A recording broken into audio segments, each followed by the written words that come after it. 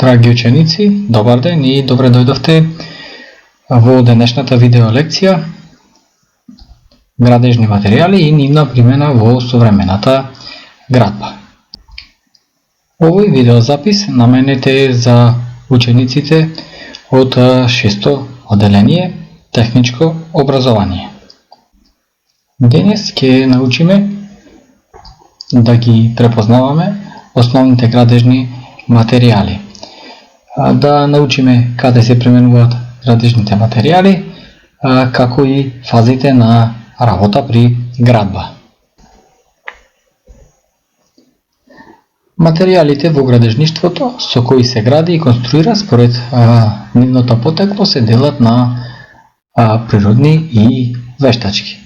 Природни градежни материјали, дрво, камен и слично. И вештачки градежни материјали, бетон, челик, малтер, керамички материјали, асфалт и друго. На сликите ни се представени постар тип на градби, односно градби каде што се применети природните градежни материјали. На почетокот на човечката цивилизација во раните историски периоди биле користени природните материјали, дрво и камен.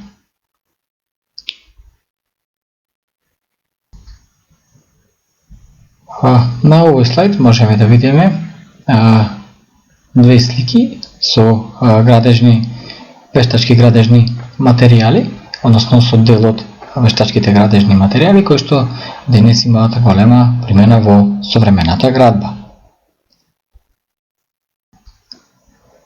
Според примената градежните материјали поделени се на неколку групи. Значи првата група конструктивни градежни материјали, сврзувачки градежни материјали, изолацијски, инсталацијски градежни материјали и материјали за обложување. Првата група конструктивни градежни материјали, односно сите оние градежни материјали кои влегуваат во конструкцијата. Значи тука станува збор за железни профили, значи челични, односно челични профили, дрвени профили и така натаму. Втората група, односно сврзувачки градежни материјали, како што кажува самото име, оние кои што ги поврзуваат материјалите од ист или од различен вид. Такви, например, се малтерот, кој што ги поврзува материјалите, најразлични видови на лепак, тоест лепаци, писа и така натаму. Изолацијски градежни материјали кои служат да го заштитат објектот од надворешните влијанија, односно од температурните разлики. Тука во оваа група спаѓаат камената волна, стаклената волна и стиропорот.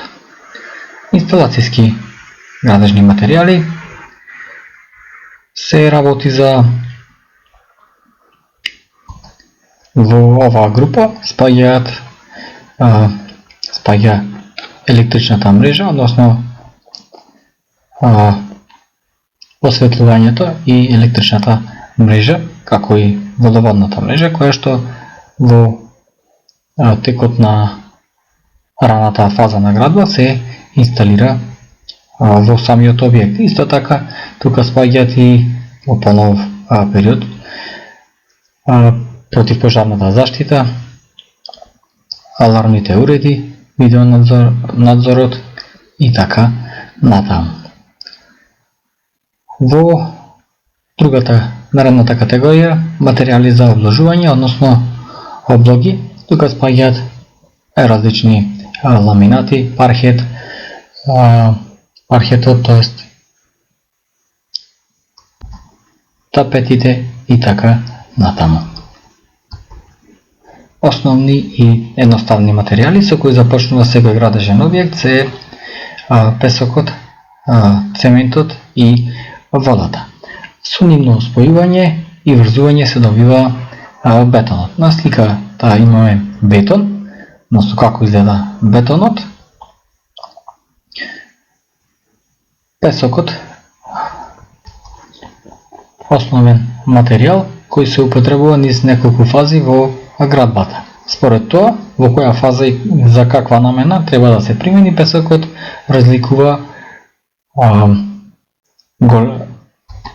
според големината на неговата зрнеста структура, така наречена гранулација.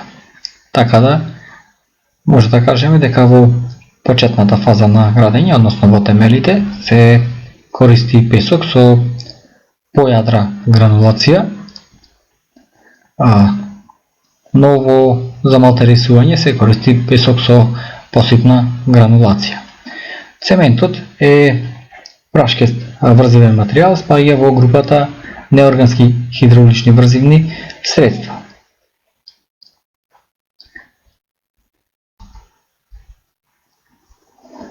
Бетонот е сложен материјал во кој освен вода, песок и цемент може да се постават и железни прачки наречени арматури. Па затоа фазата на работа кога се поставуваат железните прачки во градбата се вика армирање, а откако ќе се избетонираат се добива армиран бетон. На сликата ни е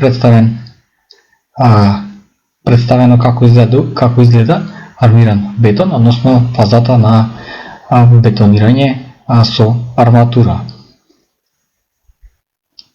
На наредната слика можеме да видиме како изгледа поврзувањето на железните прачки во самата градба. На втората слика ги имаме арматурните прачки, односно железните прачки, кои што се поставуваат во фазата на армирање.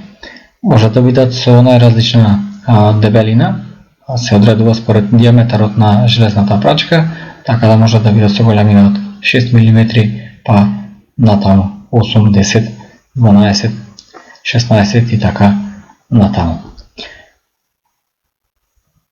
На наредната анимација имаме